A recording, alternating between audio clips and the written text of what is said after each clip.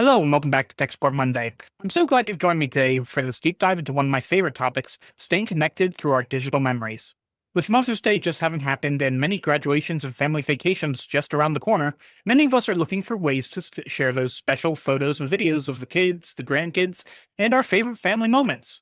I like to think of a shared photo as a digital hug, a way to let mom or grandma or grandpa know that you're thinking of them, even if you can't be in the same room. Today, we're going to take our time and walk through exactly how to set it up so that you can stop worrying about how and start enjoying the why. We'll cover the best tricks for iPhones, If you're an iPhone user, you have access to a wonderful feature called shared albums. I like to call this a living photo book because instead of a book that sits on your shelf and never changes, this one updates itself instantly every time you share a new memory. To get this started, we first need to make sure that your phone is ready to share. Grab your iPhone and open your Settings app. That's the one that looks like a silver gear. Tap on your name at the very top and then tap iCloud and then tap Photos. Look for a switch that says Shared Albums and make sure it's turned on. Now, open your Photos app and tap on the Albums tab at the bottom.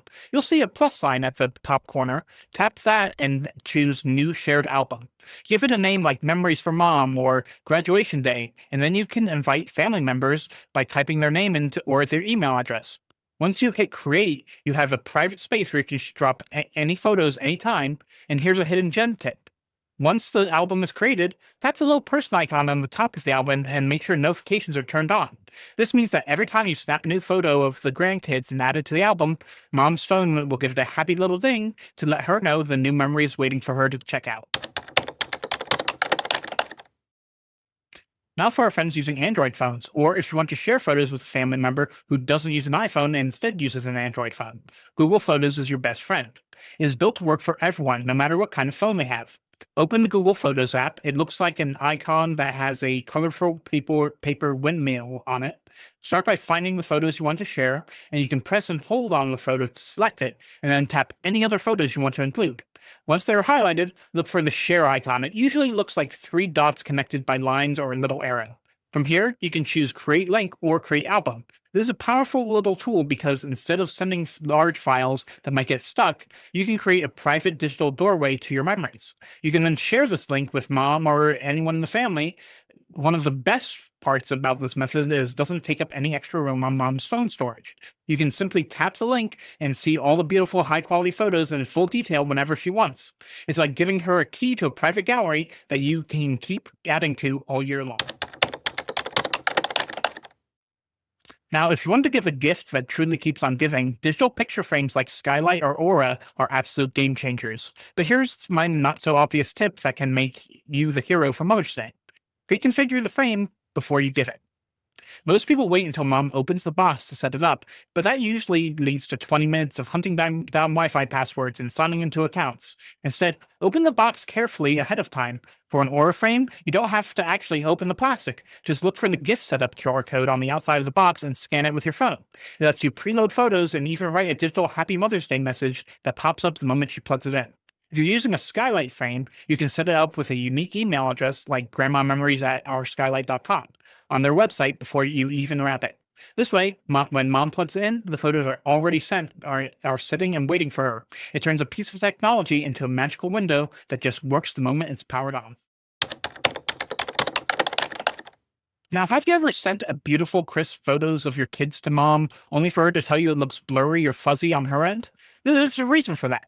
When you send a photo through a regular text message, your phone often has to squish that file to make it fit through the digital pipes. We call this compression, and it's why photos sometimes lose their sparkle. The good news is that if you use shared links we talked about in an earlier section, this doesn't happen. The photos stay perfectly sharp. However, there is a brand new hidden update that you can check on your phone. If you're on an iPhone, go to your settings and then apps and then messages and look for a switch that says RCS messaging. If you turn that on, your friends on Android does the same with their Google Messages setting. Your phones can finally send high-quality photos back and forth without blurriness. It's a huge win for family sharing, but using a link is still the best way to ensure mom sees every detail in high definition. Next, let's talk about those precious old photos, the ones sitting in shoeboxes that mom would love to see in her new digital frame or phone. You don't need a clunky computer scanner to save them. You can use your phone, actually.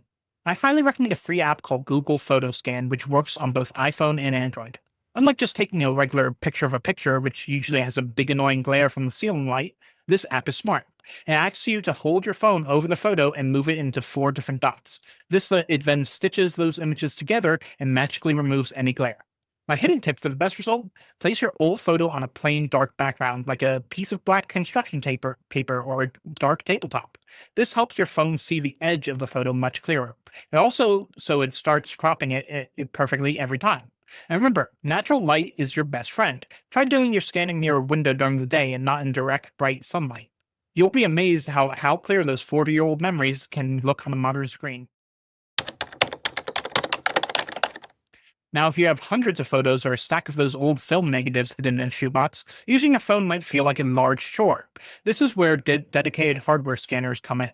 For paper photos, a simple, cheap Brother desktop scanner is a lifesaver. You can just place your photo face down and slide it through the scanner, and it'll save it to your PC right away.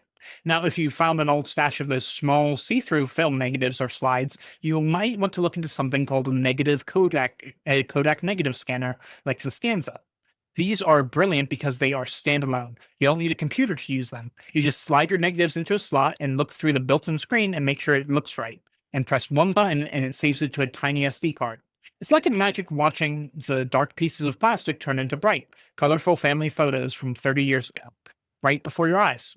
Whether you're using an iPhone or an Android, you can just plug that SD card into your phone or computer and save those lost photos to the whole family instantly. Next, let's talk about those old VHS tapes, the ones from the birthday parties and holiday mornings from the 80s and 90s. Tapes don't last forever, so now is the best time to save them. If you still have a working VCR, you can buy a simple VHS to digital adapter for about $20. You plug it into your VCR in your computer, press play on the tape, and record on the computer. And it's a bit slow process because you have to watch the entire movie in real time, but it's very rewarding. If that sounds like too many wires, don't worry. There are wonderful professional services like Legacy Box or even the photo counter at places like Costco or Walmart. You simply mail them your tapes and they send them back on a thumb drive or a digital link, and you can share that with everyone. It's the easiest hands off way to bring those old memories back to life.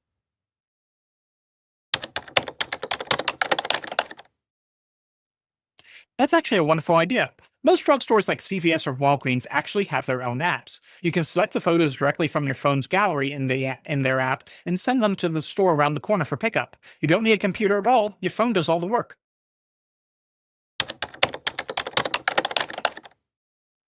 Great question. It's actually the opposite. When you put photos into a shared album on the iPhone or a shared link in Google Photos, those companies store the photos for you. Once they're safely in the shared album, you can actually delete the original from your phone to save space.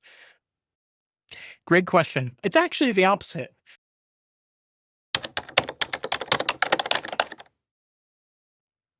Yes, they absolutely do.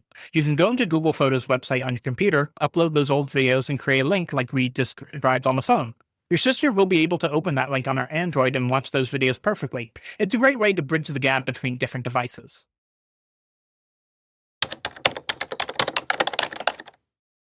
It definitely is. You can buy a very expensive SD card reader adapter that plugs right into the charging port of your phone. You just slide the card into the adapter, and the photos will pop up on the phone screen like magic.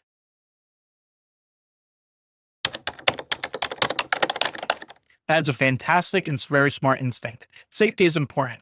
One quick tip: if the link is from Apple or Google, it usually shows a small preview image of the photo album before you click. But the best rule of thumb: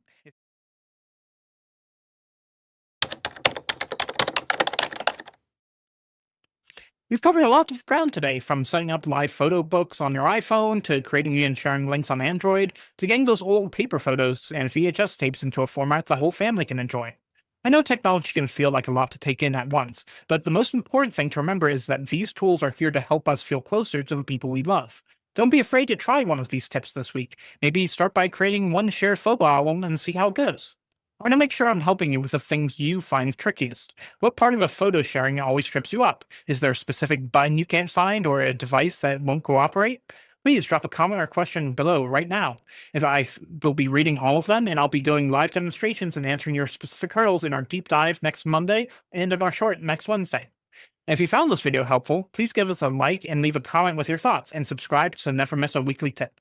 And if you're looking for a website that is as simple and professional and stress free as these tips we've shared today, be sure to visit us at 123mapwebsites.com. Thanks for watching, and I'll see you next Wednesday.